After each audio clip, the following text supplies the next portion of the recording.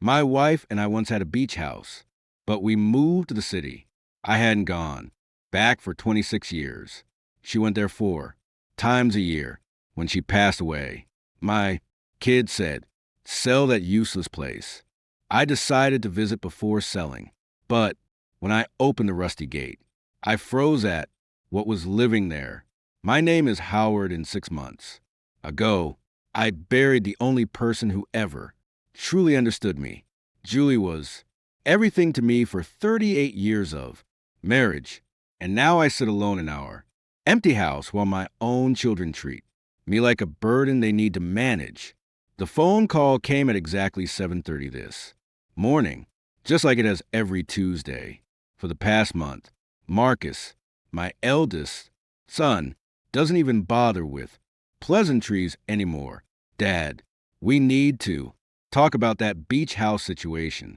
Again, his voice carried that tone he used when he thought he was being patient with me. You're throwing money away keeping that place. I gripped the coffee mug Julie had given me last Christmas, the one with our wedding photo printed on the side. My hands weren't as steady as they used to be. It's not throwing money away. Marcus, your mother loved that house. Mom's gone. Dad, the words hit like a slap. Diana and I have been talking, and we think it's time you started making practical decisions about your finance.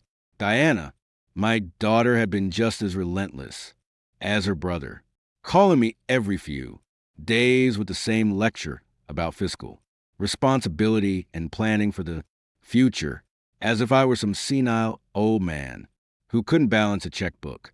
The property taxes alone are costing you $4,800 a year, Marcus continued, plus maintenance, insurance, utilities.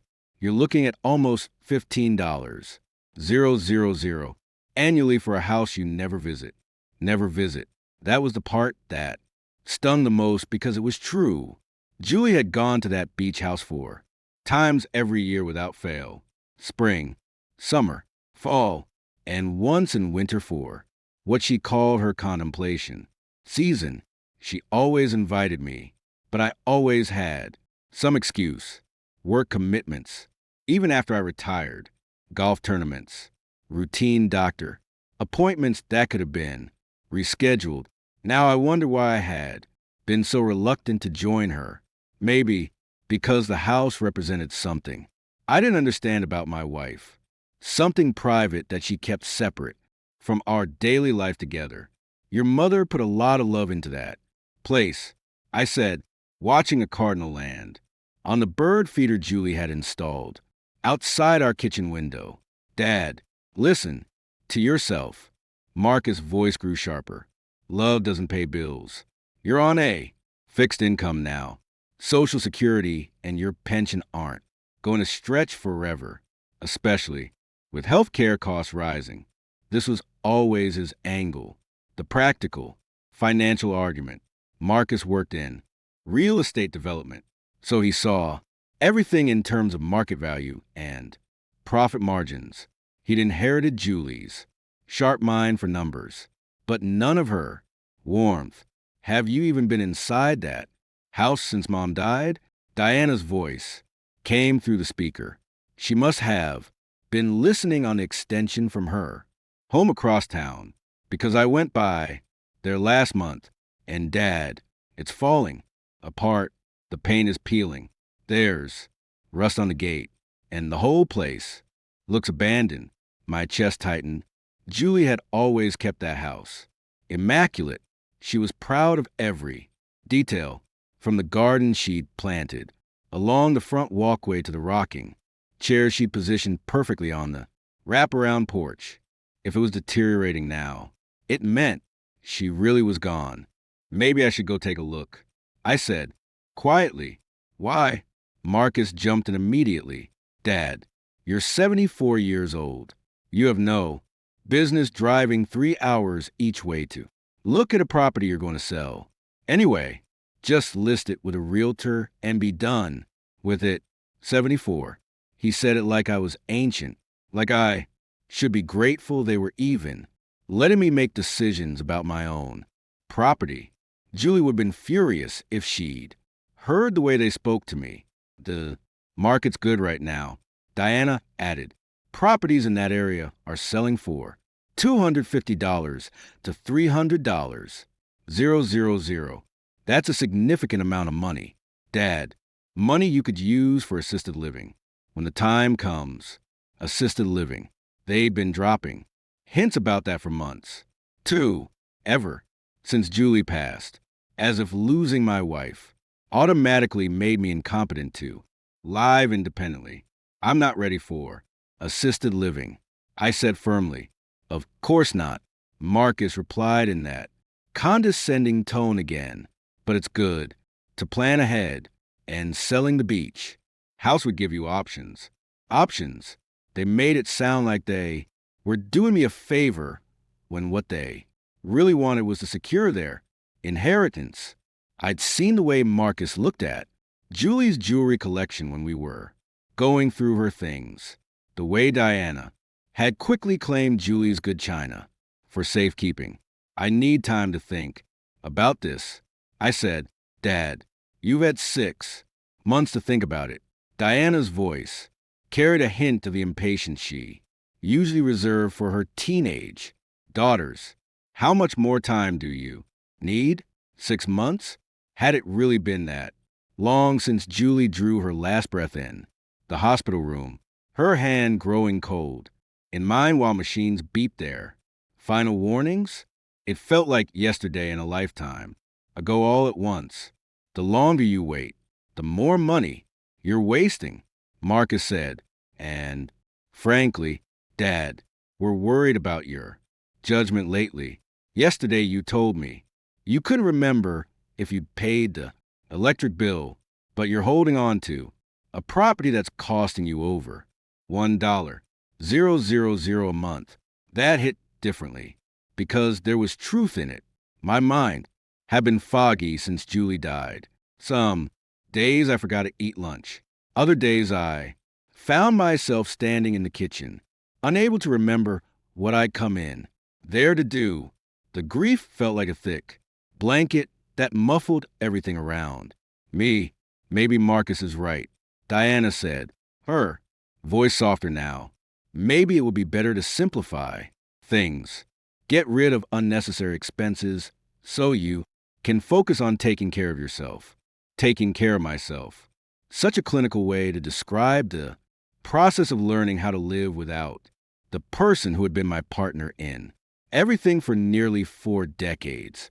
I'll think about it, I repeated, but even as I said the words, I knew they wouldn't be satisfied with that answer much longer. After I hung up, I sat in the silence of our kitchen, surrounded by Julie's things. Her reading glasses still sat on the counter next to yesterday's newspaper. Her coffee mug was still in the dish drainer where I'd left it after washing it the morning she went into the hospital for the last time. Maybe they were right. Maybe holding on to the beach house was just prolonging the inevitable. Maybe it was time to let go of the last piece of Julie's world that I'd never really understood.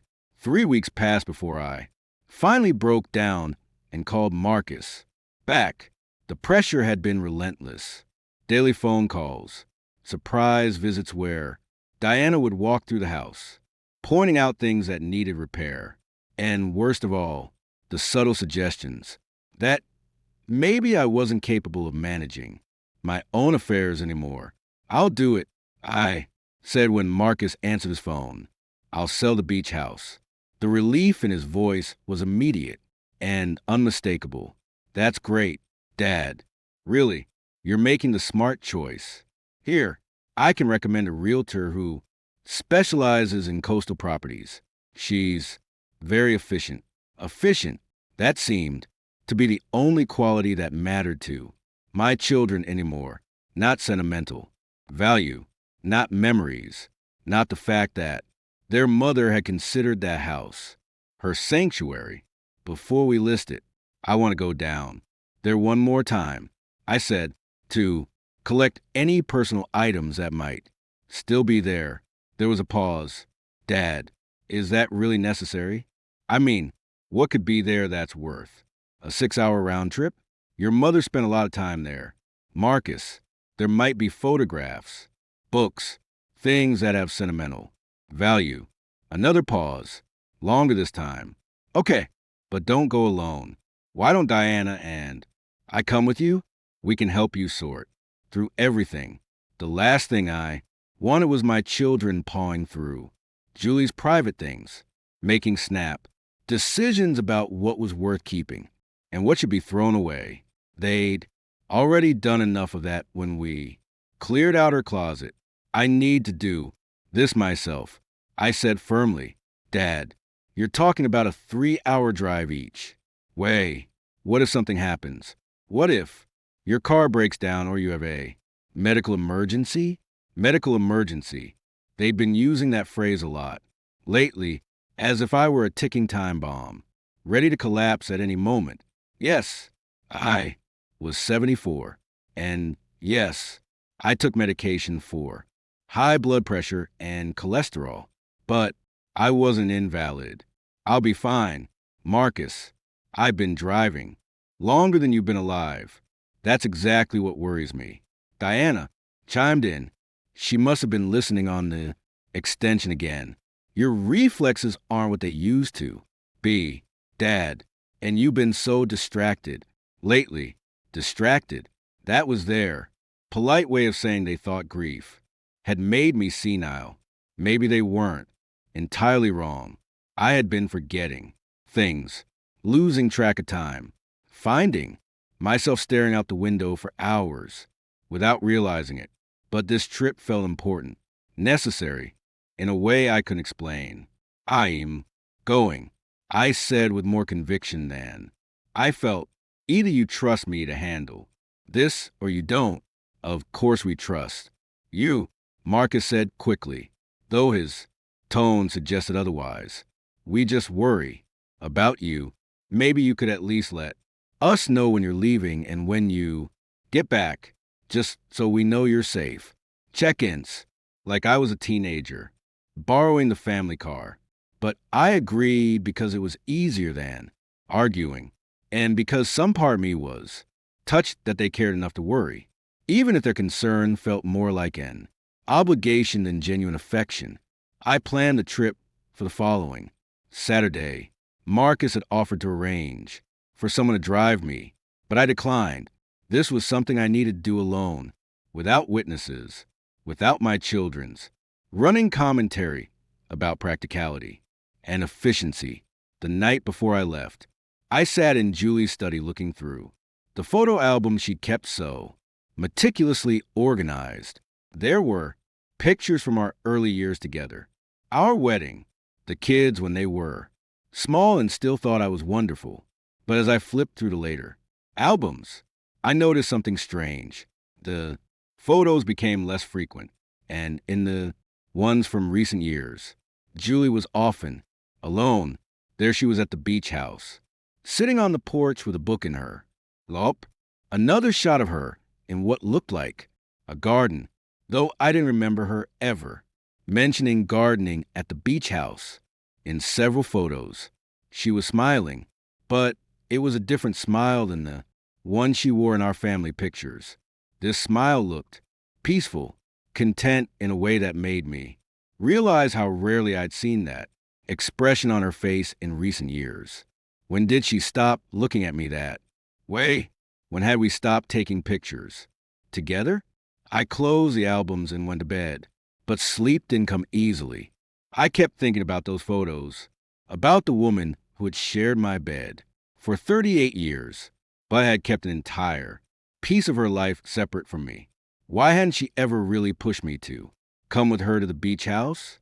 Had she wanted me there, or had she preferred the solitude? The next morning, I loaded the car with supplies Julie would have insisted on: water bottles, snacks, a first aid kit, and a cell phone charger.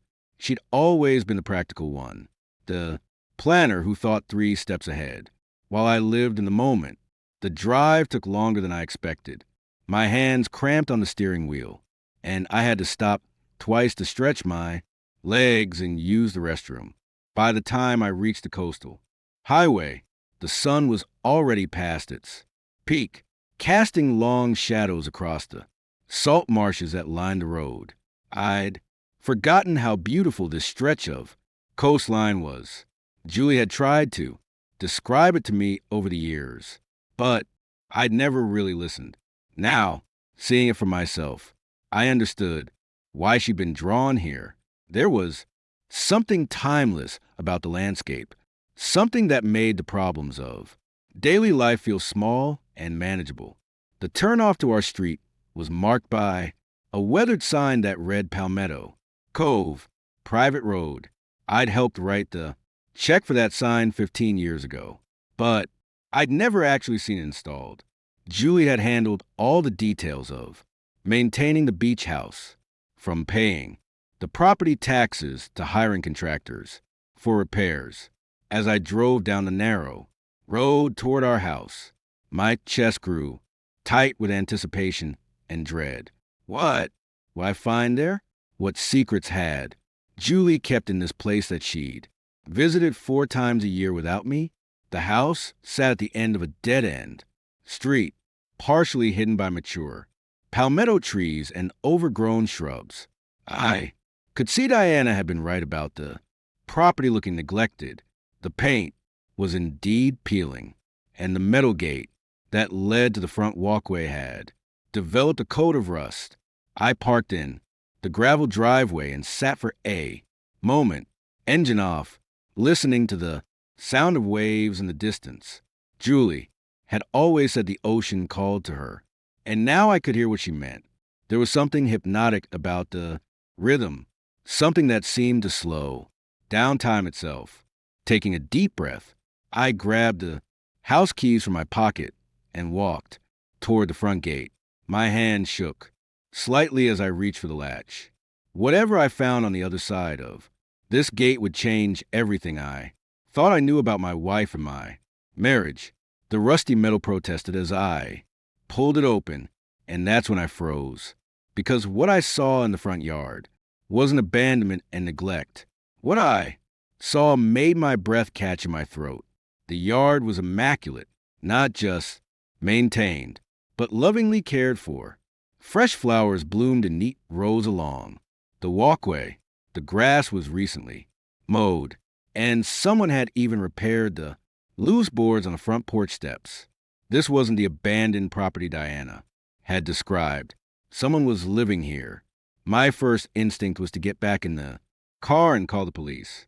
We'd had squatters, people who had broken into our house and made themselves at home. But as I looked closer, I noticed something that stopped me cold. Hanging from the porch railing was a wind chime that I recognized. Julie had bought it at a craft fair in town 3 years ago. I remembered because she'd been so excited about it, and I grumbled about the expense. Children's laughter drifted from behind the house, followed by the sound of a woman's voice speaking in Spanish. My Spanish was rusty, but I caught enough to understand she was telling someone to be careful near the water. I walked slowly up the front steps, my heart pounding so hard I could feel in my ears. The front door was painted a cheerful yellow, Julie's favorite color, and there were potted plants arranged carefully on either side. Through the window, I could see furniture that looked familiar, but also things that definitely hadn't been there the last time I'd visited this house 15 years ago. Before I could knock, the door opened. A small Hispanic woman, probably in her 50s, stood in the doorway holding a dish towel. Her dark hair was streaked with gray and pulled back in a neat bun, and she wore a simple blue dress with an apron tied around her waist. When she saw me, her face went pale. "Señor Jaguar," she said in accented English, her voice barely above a whisper. She knew my name. This woman, who was clearly living in my house, knew who I was. "I'm sorry," I managed to say. "I think there's been some kind of mistake." This is my property. My wife and I own this house. The woman's eyes filled with tears, and she pressed a dish towel to her mouth. Senora Julie, she whispered, she died 6 months ago. I said gently, though my mind was racing. How did this woman know Julie?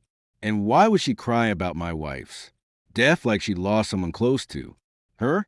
Please, the woman said, stepping back and gesturing for me to come inside. Please. I explained everything. My name is Maria Gonzalez. I hesitated for a moment, then stepped across the threshold into what had once been our beach house living room. The furniture was arranged differently than I remembered, and there were personal touches everywhere. Family photographs on the mantle, children's drawings stuck to the refrigerator with magnets, a basket of yarn and knitting needles beside one of the chairs. You've been living here, I said. It wasn't a question. Maria nodded, tears streaming down her cheeks. 15 years, she said. Senora Julie, she saved my family. 15 years? I repeated, trying to process what she was telling me. Julie knew you were living here for 15 years? She'd bring us here after. Jerica Isabel, Maria explained, sitting down heavily in one of the chairs. We lose everything. Our house, our jobs, everything. We have nowhere to go. And Senora Julie, she find us at the shelter. Jerica Isabel. I remember that storm. It had hit the coast hard in 2008, causing massive flooding and property damage. Julie had been concerned about our beach house, and she'd driven down to check on it right after the hurricane passed. She'd come back saying the house was fine, just minor wind damage that she'd already arranged to have repaired. She'd never mentioned finding a homeless family. She'd never mentioned bringing anyone here to live. She said we could stay until we get back on our feet. Maria continued, but then my husband, Roberto, he gets sick, cancer, and Senora Julie, she say we family now. She say, this our home, too. I sat down across from her, my legs suddenly feeling weak. Your husband had cancer? 5 years he fight. Maria said, fresh, tears flowing. Senora Julie, she help us with medical bills. She drive him to treatments when I have to work. She, like, how you say, angel, an angel. Julie, who had always been generous with charities but practical about money, had been secretly supporting a family for 15 years. She'd been paying their medical bills, giving them a place to live, treating them like family. Where is your husband now? I asked. He passed 2 years ago, Maria said quietly. Same sickness that takes Senora Julie. The same sickness. I felt like I'd been punched in the stomach. Julie had cancer? Maria's eyes widened, and she covered her mouth with her hand. You not know? Know what? My voice came out sharper than I intended. She fight cancer for 3 years. Maria whispered. She come here for treatments at the hospital in Jacksonville. She say she not want to worry you, not want to be burdened. The room started spinning. Julie had been fighting cancer for 3 years, and I hadn't known she'd been driving to Jacksonville for treatments, staying in this house, being cared for by a woman I'd never met. The treatments, I said slowly. That's why she came here 4 times a year. Maria nodded. Every 3 months, she come for tests and treatment. She stay with us, and we take care of her. She like mother to my children. Children. I looked around the room again, really, seeing it this time. The drawings on the refrigerator, the small shoes lined up by the back door, the video game controllers on the coffee table. How many children do you have? I asked. 3, Maria said with a sad smile. Miguel is 22 now. He work at the marina. Sophia is 18.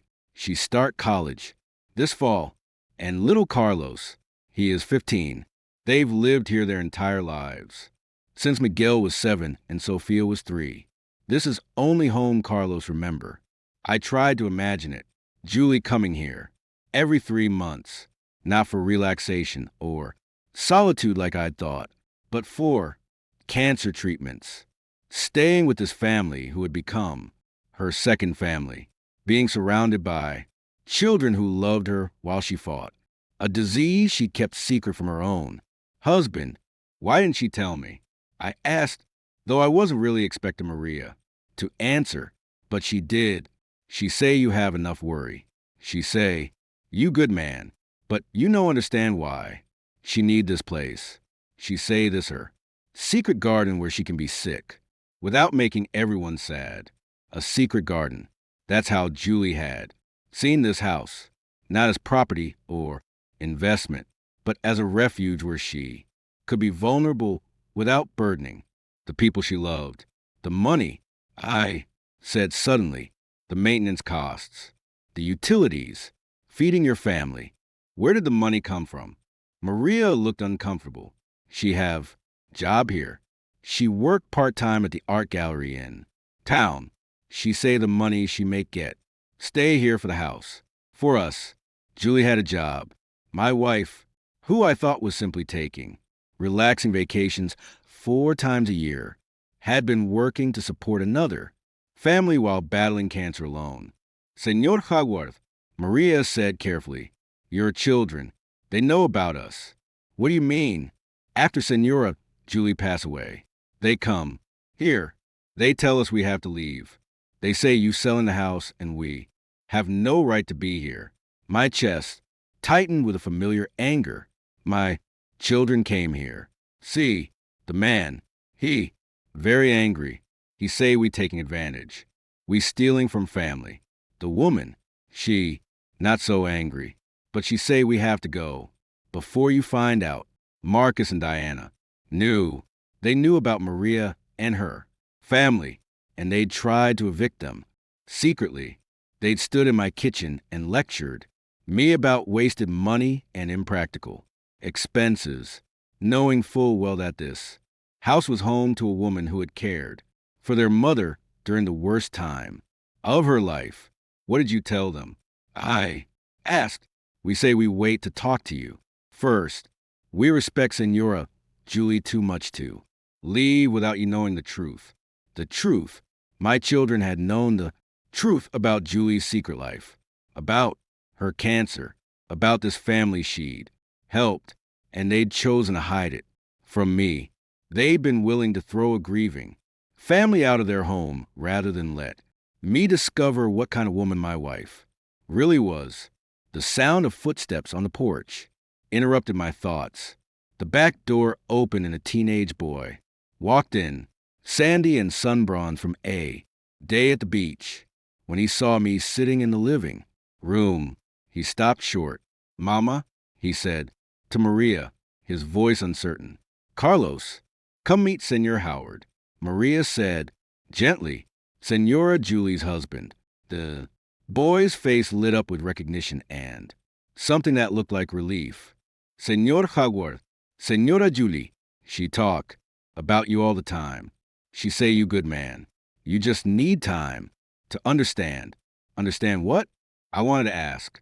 But looking at this boy who had grown up in my house, who had been loved by my wife like a grandson, I was beginning to realize that the person who needed understanding wasn't Julie. It was me. Carlos sat down at the kitchen table, where Maria had served me coffee and homemade empanadas. He moved with the easy familiarity of someone who belonged here, and I noticed he had Julie's same habit of drumming his fingers when he was thinking. Senora Julie always say you come here. Someday, he said, studying my face. She keep box of letters for you in her room. What? Letters? I asked. Maria and Carlos exchanged glances. She write to you. Sometimes, Maria explained, when she feeling sad or scared. But she never send them. She say, maybe someday she'd be brave enough. But that day never come. My throat felt tight. Julie had been writing letters to me that she never sent, pouring out feelings she couldn't share in person. Can I see them? Maria hesitated. Are you sure? Senor Jaguar? Some things, maybe they hurt to read. I thought about that for a moment.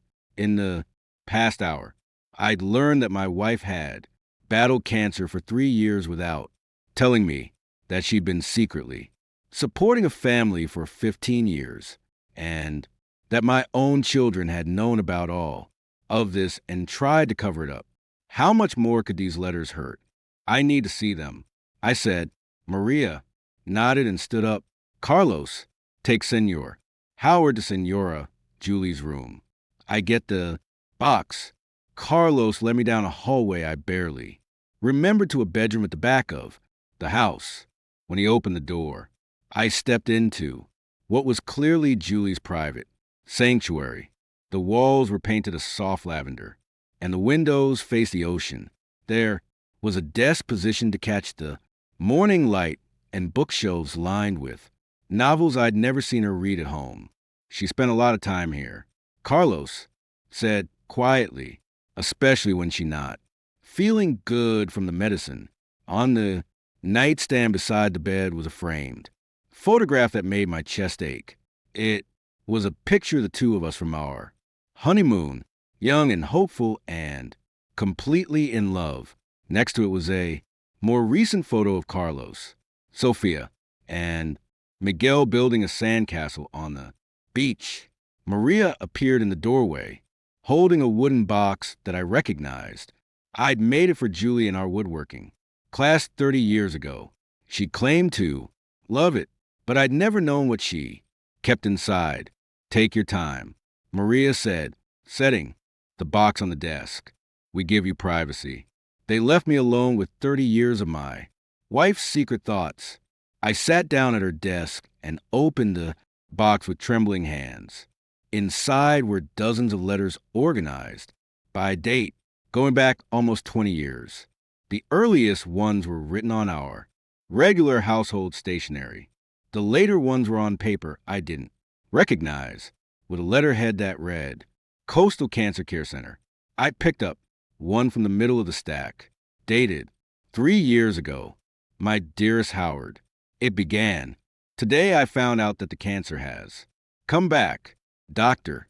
Martinez wants to start chemotherapy right away, but I asked for a few days to think about it, not because I'm not going to fight. But because I need to figure out how to do this without destroying the peace you found in your retirement. You've been so happy these past few months playing golf with Bill, working in the garden, reading those mystery novels you love. You smile more than you have in years. How can I take that away from you by telling you I'm sick again? I know what you're thinking as you read this, that I should have told you immediately that we should face this together. And you're right. But Howard, you spent 40 years taking care of everyone else. You worked 60-hour weeks to provide for our family. You held my hand through 2 miscarriages. You sat in waiting rooms during my mother's long illness. You've earned the right to be happy without worrying about me. Maria says I'm being selfish, that I'm robbing you of the chance to be my hero one more time. But I've watched you be everyone's hero for so long. Maybe it's time for me to be my own hero. Maybe it's time for me to handle something difficult without leaning on you. The children don't need to know either. Marcus is so busy with his new business, and Diana has her hands full with the girls. They have their own lives to live. They shouldn't have to watch their mother fall apart.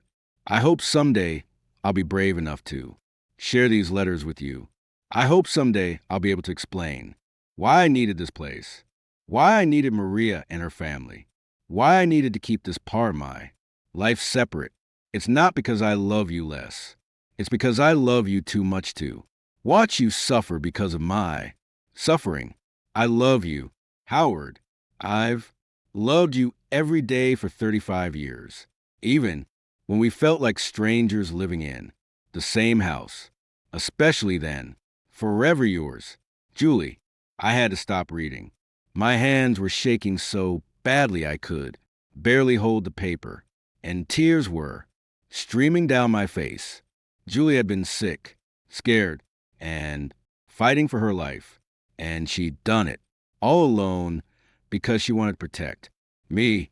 But the worst part was that she was right. I had been happy in retirement. I'd been playing golf and reading books and puttering around the house, completely oblivious to my wife's pain. How had I become so disconnected from the person I'd shared my life with? I picked up another letter, this one from just a year ago. My dearest Howard, today was a good day. The latest scans show the tumors are shrinking, and Dr. Martinez is optimistic about my prognosis. I actually felt well enough to help Maria plant new flowers in the front garden.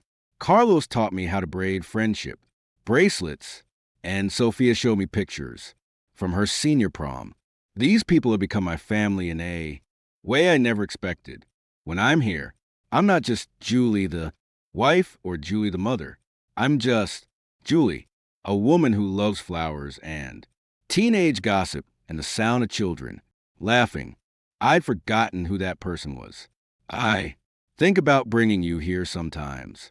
I imagine showing you the garden, introducing you to Miguel's girlfriend, watching you teach Carlos how to fish from the pier. But then I remember how uncomfortable you get around people you don't know, how you always feel like an outsider in other people's homes. This is my space. Howard, for the first time in my adult life, I have a space that belongs completely to me. Does that make me selfish? Does that make me a bad wife? I don't think you'd understand. You've always been so self-contained, so sure of who you are and what you want. You don't need other people the way I do. You don't need the messiness of extended family and complicated relationships. But I do. I need Carlos asking me to help with his homework. I need Sophia calling me abuela and asking for advice about boys. I need Maria's quiet strength and Roberto's terrible jokes.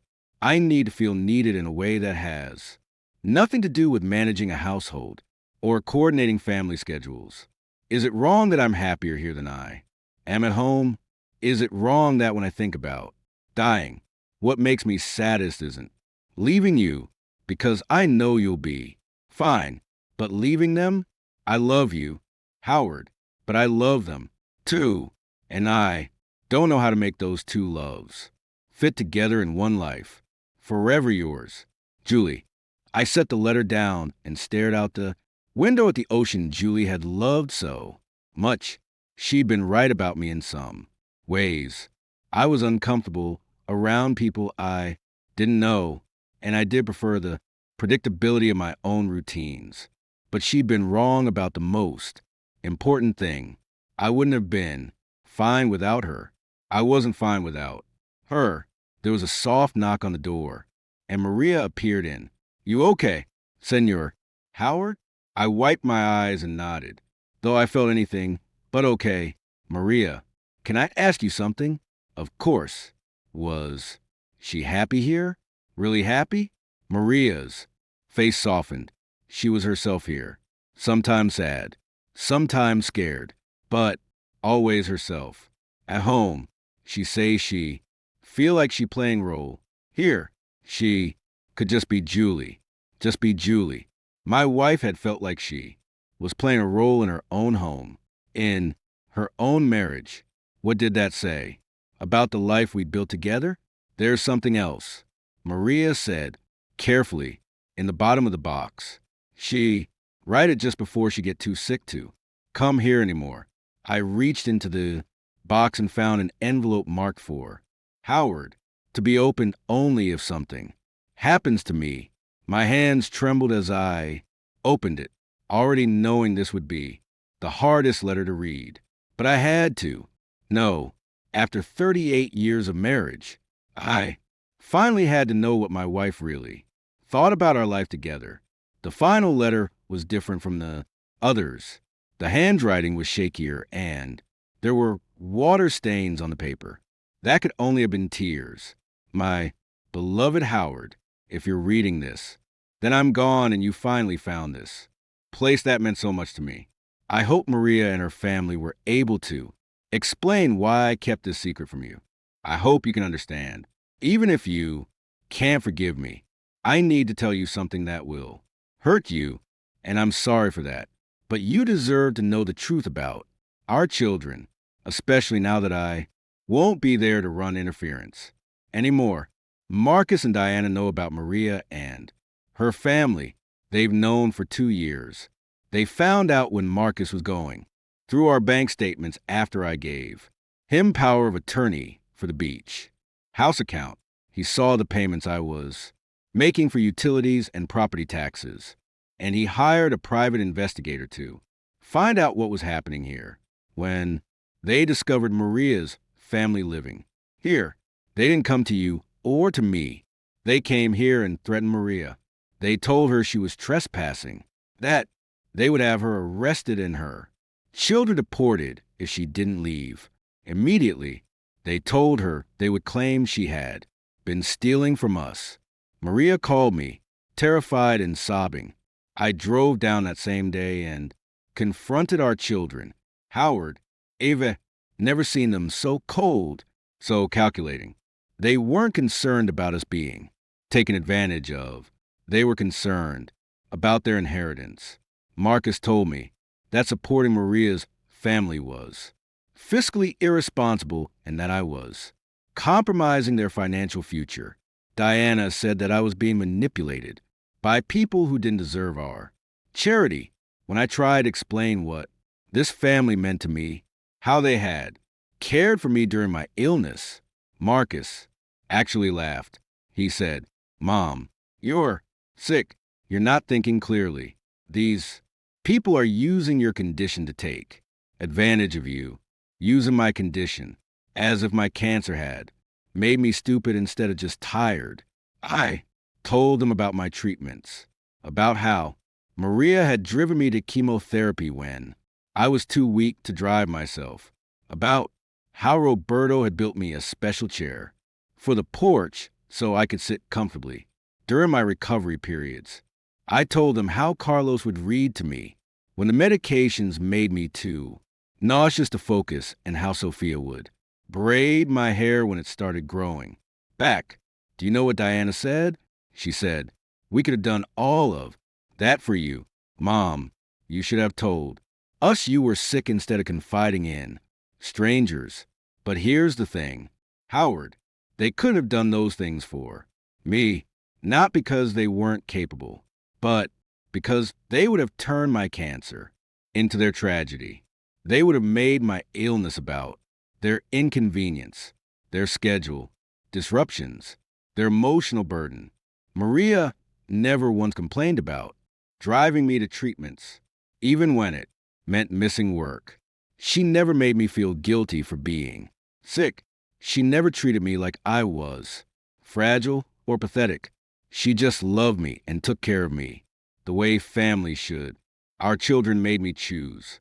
Howard, they said either I cut ties with Maria's family and sell the beach house, or they would take legal action to have me declared mentally incompetent due to my illness. They said they would claim I was being exploited by con artists and that I needed to be protected from my own poor judgment. I chose Maria's family. I chose the people who had never asked me for anything but had given me everything I needed during the worst time of my life. Marcus was furious. He said I was destroying our family legacy for people who weren't even American citizens. Diana cried and said I was choosing strangers over my own children. But, Howard, they weren't strangers anymore. They were family in a way that Marcus and Diana had stopped being years ago. When did our children become so cruel? When did they stop seeing people as human beings and start seeing them only as financial assets or liabilities? I know we raised them better than this. I made them promise not to tell you about any of this while I was alive. I didn't want you to have to choose between your children and me. But now that I'm gone, you need to know who they really are. You need to know that when they pressure you to sell this house, it's not because they're worried about your finances. It's because they can't stand the thought of outsiders benefiting from what they consider their inheritance. Maria has a letter from me giving her family the right to stay in this house for as long as they want. It's not legally binding, but it's my written. Attention, I also left money in a separate account to cover the house. Expenses for the next 5 years. Marcus and Diana don't know about this account. I'm telling you this not because I want you to feel obligated to honor my wishes, but because I want you to make an informed decision. If you choose to sell this house and ask Maria's family to leave, that's your right. But if you do it, do it knowing the truth about why our children want them gone. Howard, you're a good man. You've always been a good man. You worked hard to provide for us. You were faithful and dependable, and you loved us the best way you knew how. But somewhere along the way, we stopped really seeing each other. We became roommates instead of partners, and our children learned to see relationships as transactions instead of connections. I don't blame you for this. I don't blame myself either. Not anymore. Sometimes people just drift apart, even when they love each other. But I hope you can find your way back to the man you were when we were young. The man who cared more about being kind than being practical. Maria and her family loved me not because of what I could give them, but because of who I was when I was with them. I hope you can find people like that, too. I hope you can find a family that chooses you back. Oh, my love, always and forever.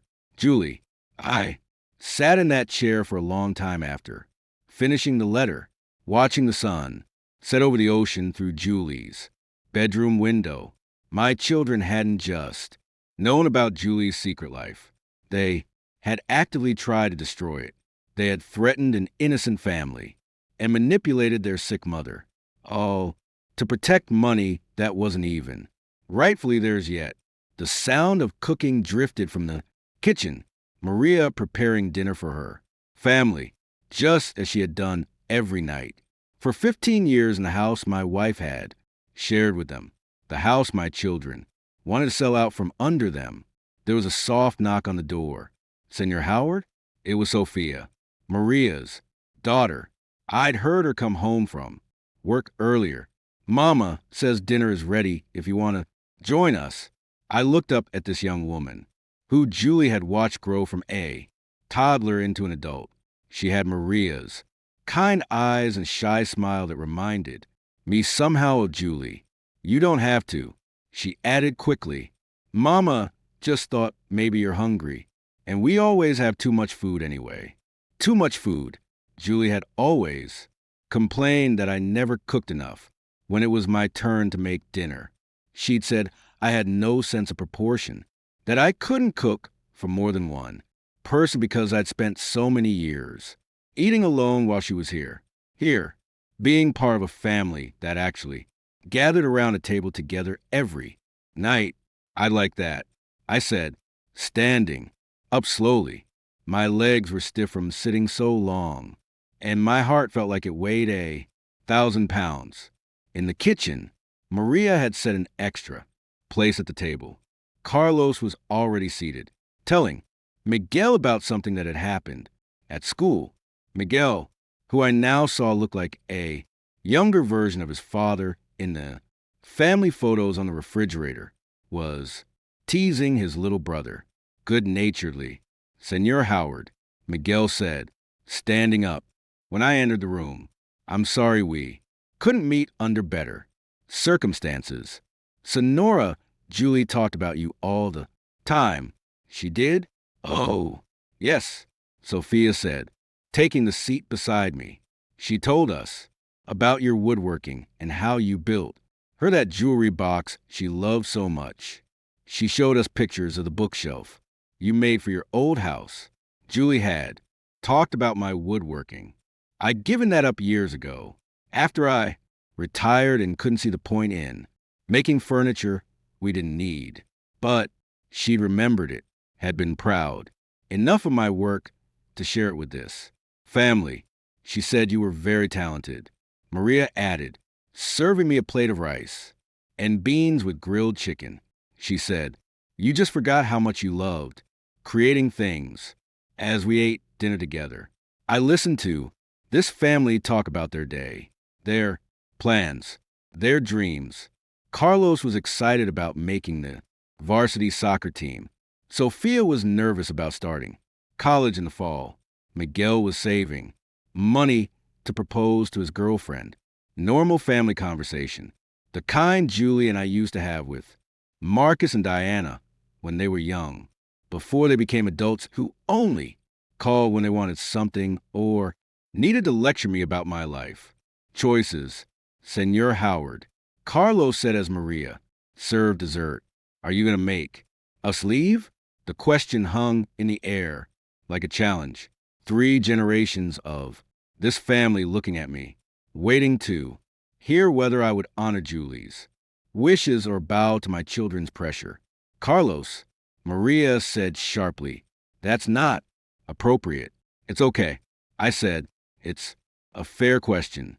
I looked around the table at these people who had loved my wife when I was too distracted to see. She needed loving, who had cared for her when I didn't even know she was sick, who had given her the family warmth that somehow our own family had lost along the way. My phone buzzed with a text message. Without looking, I knew it was either Marcus or Diana checking to make sure I hadn't done anything foolish during my trip to the beach house. For the first time in months, I turned off my phone without reading the message. I spent that night in Julie's room, lying in the bed where she had recovered from chemotherapy treatments I never knew she had endured. The sound of the ocean was different here than I'd expected. Not the harsh, crushing jinat, but a gentle, rhythmic whisper that seemed to ease the ache in my chest. In the morning, Maria knocked softly on the door and brought me coffee in Julie's favorite mug, the blue one with seashells painted around the rim. How did you sleep? She asked, settling into the chair by the window. Better than I have in months. I admitted it was true. For the first time since Julie died, Ide slept through the night without waking, up reaching for her side of the bed. She sleep good here, too, Maria said. Even when she very sick, she say the ocean help her rest. I sipped the coffee, which was stronger and more flavorful than anything I'd been making for myself at home. Maria, I need to ask you something, and I want you to tell me the truth. She nodded, her dark eyes serious. Do you want to stay here? Not because you feel obligated to honor Julie's memory, but because this is really your home. Maria was quiet for a long moment, looking out at the ocean. My children, they born in Puerto Rico, but they grow up here. Carlos, he never know any other home. Sophia, she graduate from high school. Here, Miguel, he meet his girlfriend at the marina where he work. This is not just where we live. Senor Howard, this is where we belong. And me being here, does that feel strange to you? No, she said immediately. Feel right. Senora Julia always say this house too. Big for one person. She say it need family to make it alive. Family. Ide. Been thinking about that word a lot. Since reading Julie's letters, blood didn't automatically make you family. And living in the same house didn't guarantee connection. Family was what you built with love and daily kindness, and showing up for each other when it mattered. My phone had been buzzing with increasingly frantic messages since yesterday evening. I finally turned it on to find 17 missed calls and 23 text messages. Most were from Marcus and Diana, but some were from their spouses. And even from Diana's teenage daughters, the messages followed a predictable pattern. First, concern. Dad, are you okay? You said you'd call. When you got there. Then, irritation. We're worried sick. Please respond. Immediately. Finally, anger. This is ridiculous. We're driving down. There. The last message, sent at 6 o'clock this morning, was from Marcus. Dad, we know you're upset about something. We're leaving now and should be there by noon. Don't do anything crazy until we can talk. Don't do anything crazy, like honoring my wife's wishes, like treating the people she loved with basic human decency. I looked at Maria, who was pretending not to notice my agitation, but clearly waiting to see what the phone calls meant for her family's future. My children are coming here. I said, they'll be here in a few hours. Fear flashed across her face. Maybe we should leave for the day. Take the children to my sister's house until.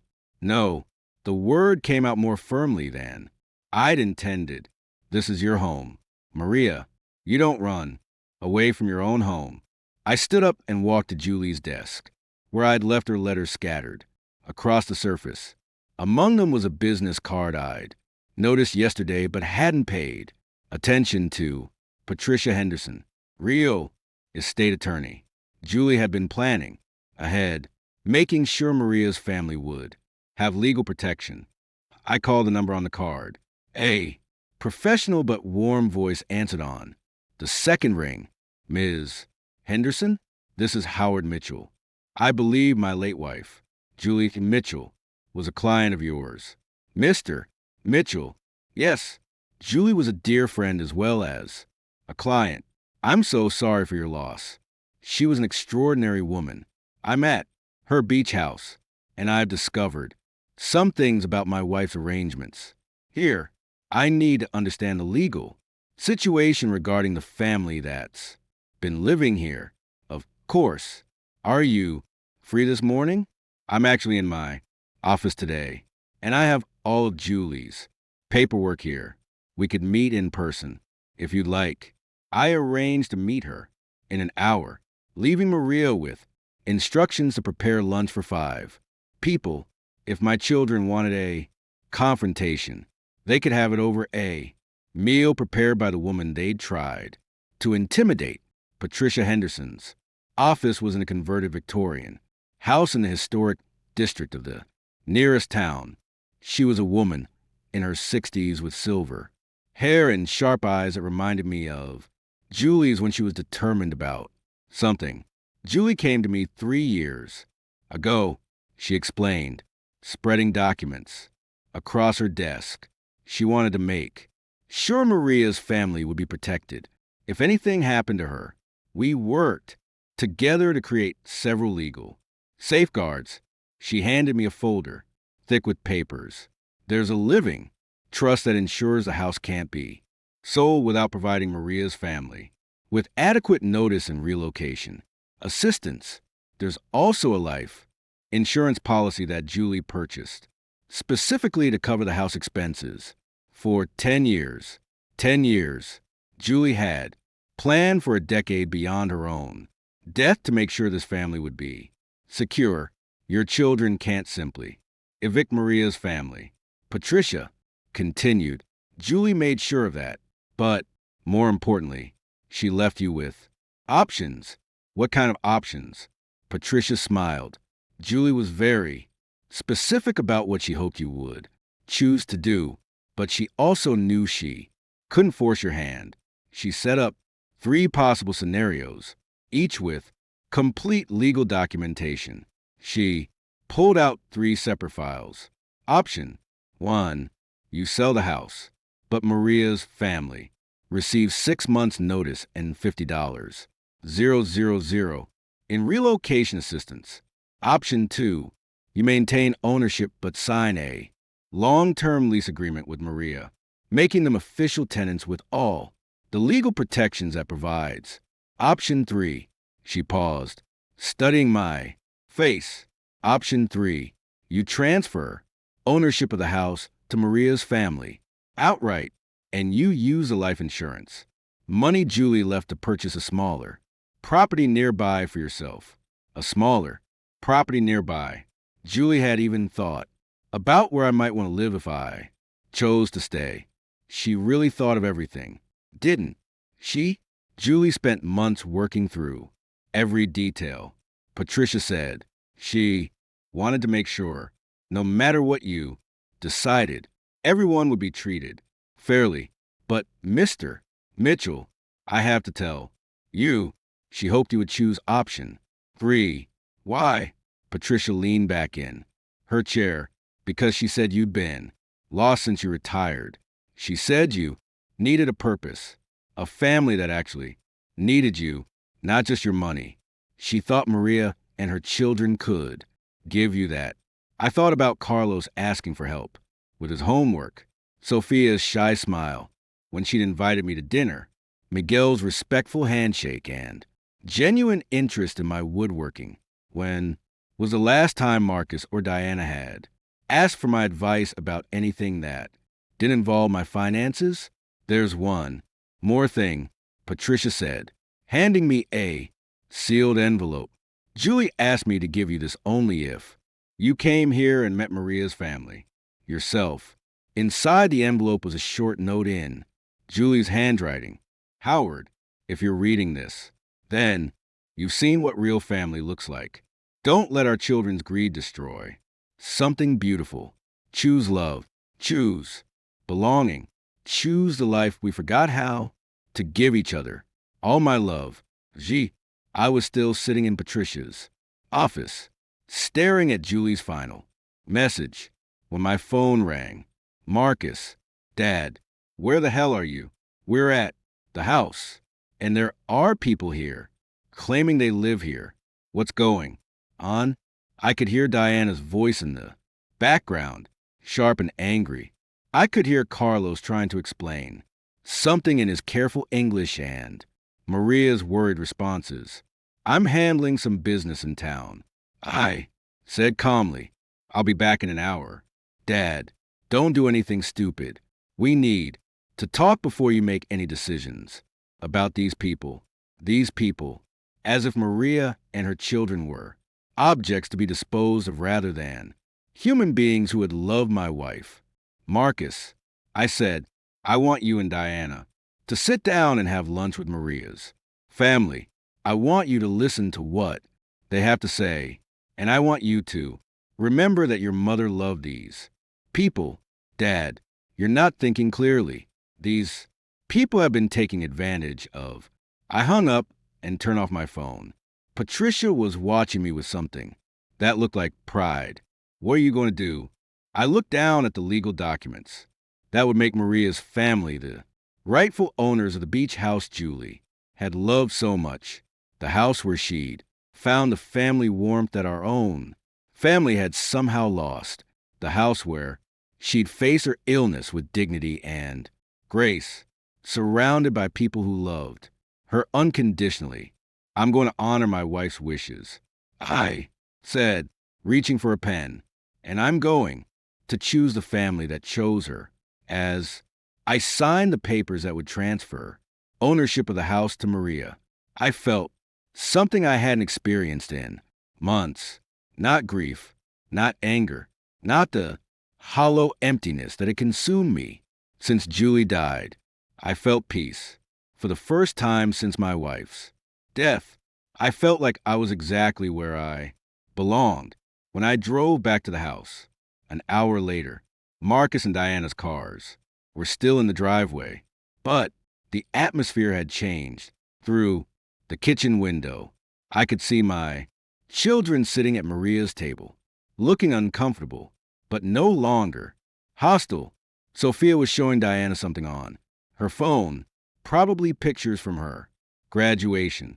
Carlos was explaining something to Marcus with animated gestures. Maria met me at the door, her face calm, but her eyes questioning. It's done, I said quietly, handing her the deed with her name on it. This is your house now, legally and officially. Tears filled her eyes. Senor Hogwarth, I don't know what to say. Don't say anything. I said, just let me stay for dinner one more time as your guest. As we walked into the kitchen together, I saw my children's faces change when they realized I wasn't carrying real estate, listings, or eviction notices. I was carrying peace. And for the first time in 6 months, I was home later that night after Marcus and Diana had driven back to the city in confused silence. I sat on the porch Julie had loved so much. Maria had given me her spare room, and tomorrow I would start looking for a small place nearby, not because I had to, but because I wanted to. I had finally found a family Julie had been trying to give me all along.